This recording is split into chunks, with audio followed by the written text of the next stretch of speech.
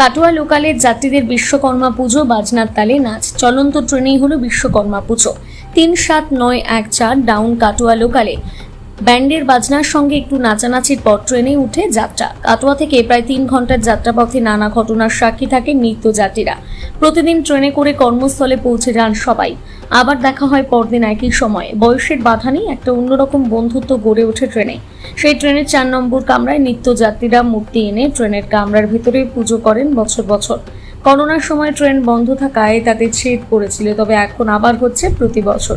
রীতিমতন ঢাক ঢোল কাসর বাজিয়ে পুরোহিতের মন্ত্রোচ্চারণে যন্ত্রের দেবতার পুজো হয়।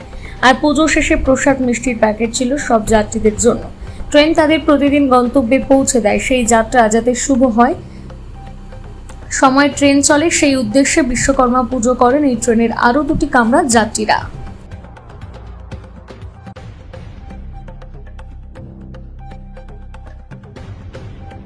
বিশ্বকর্মা পুজো আমাদের কম্পার্টমেন্টে, এটা আমাদের কেপুর সকালে আমাদের কাটোয়া থেকে যেটা হাওড়ায় পৌঁছায়, এই গাড়িতে আমাদের বিশ্বকর্মা পুজো।